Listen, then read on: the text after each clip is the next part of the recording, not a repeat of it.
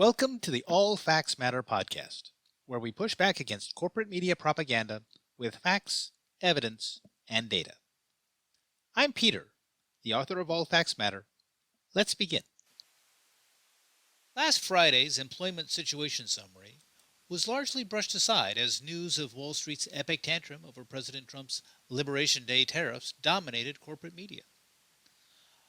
Ironically, this happened in one of the few times when the Bureau of Labor Statistics genuinely had some good news on jobs, with a jobs print that greatly exceeded Wall Street's estimates, as well as the privately generated ADP National Employment Report. At first glance, I looked at the jobs numbers and I immediately suspected Lou Costello labor math at work. For the record, I do not rule it out.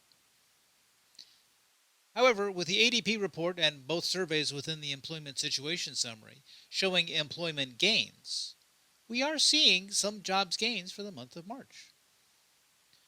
We're not seeing nearly enough jobs to call an end to the jobs recession, and there is enough turmoil in the world that we dare not anticipate April to be a repeat of March. But still, the prevailing trends in the jobs report are positive for the month. While not the great news that President Trump made it out to be, the BLS jobs report is still mostly good news. In sharp contrast to February's jobs numbers, the March employment situation summary was undeniably strong. At 228,000 jobs, the BLS beat Wall Street's expectations by very nearly 100,000 jobs. And even with government employment excluded, the reported private sector jobs gains were still strong at 209,000 jobs. Digging deeper into the report, trade, transportation, and utilities, one of the more significant service categories, delivered 48,000 jobs on the month. Moreover, the BLS report surpassed ADP's National Employment Report by roughly 80,000 jobs, with ADP reporting only 150,000 jobs created in March. And yet, even with the BLS report coming in significantly stronger than the ADP report, ADP also reported a significant uptick in jobs gains from February. While the magnitude of the numbers should always be taken with several large grains of salt, we do need to acknowledge that pretty much across the board, job creation ticked up in March.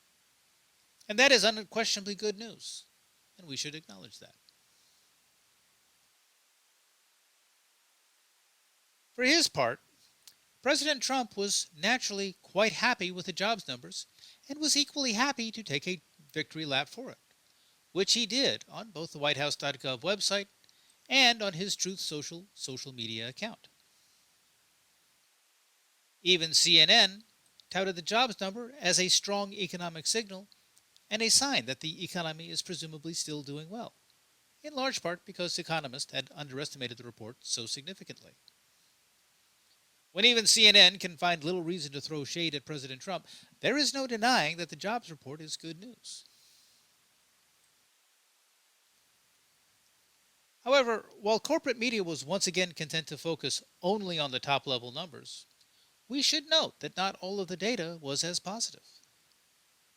Manufacturing barely added any jobs in March, posting a paltry 1,000 jobs. Now, this was one area where ADP showed a stronger result, notching some 21,000 jobs created for the month. Ironically, the ADP report also deviated from the BLS report by reporting a decrease in trade, transportation, and utilities jobs. The data from the household survey also showed that not everything was upbeat in the report, with part-time employment still very much continuing the overall upward trend of the past few years. Overall unemployment numbers also continue to rise.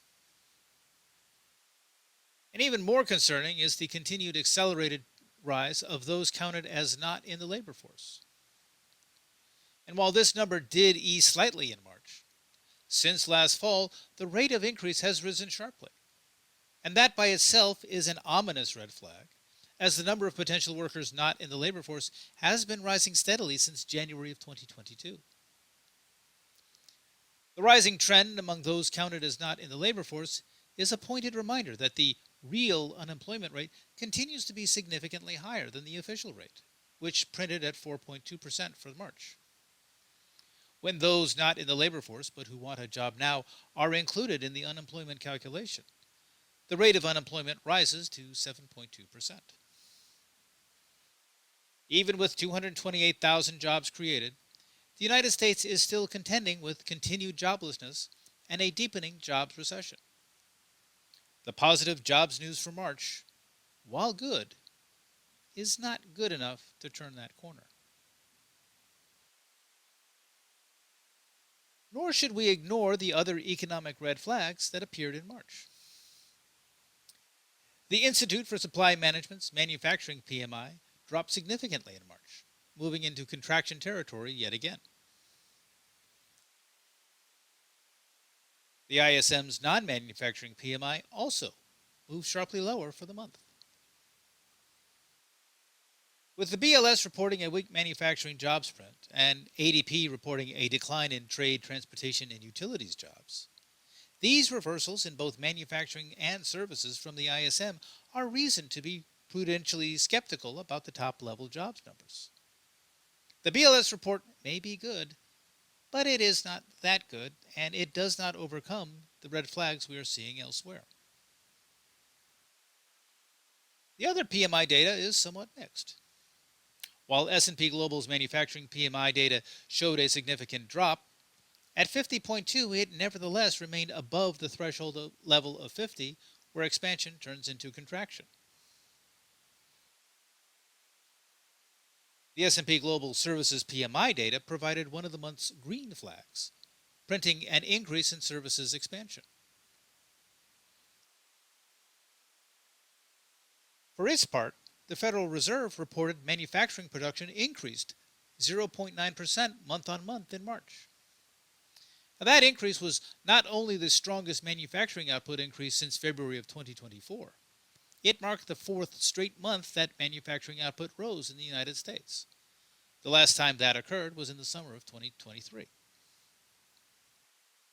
At the same time, the Federal Reserve also reported an increase in plant capacity utilization, rising to 78.2%. While the overall economic picture for March is far from one of complete positivity, in broad strokes, it is one of the stronger months that we have seen recently, and that does help give credence to the BLS job creation totals for the month.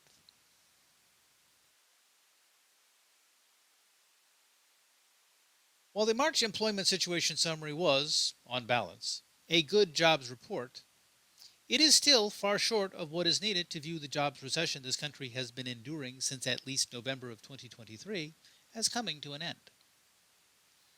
While President Trump, like President Biden before him, wants to tout good jobs numbers and point to jobs gains as a sign of a strengthening economy, the March jobs data is not enough to overcome the joblessness this country has seen since well before November of 2023.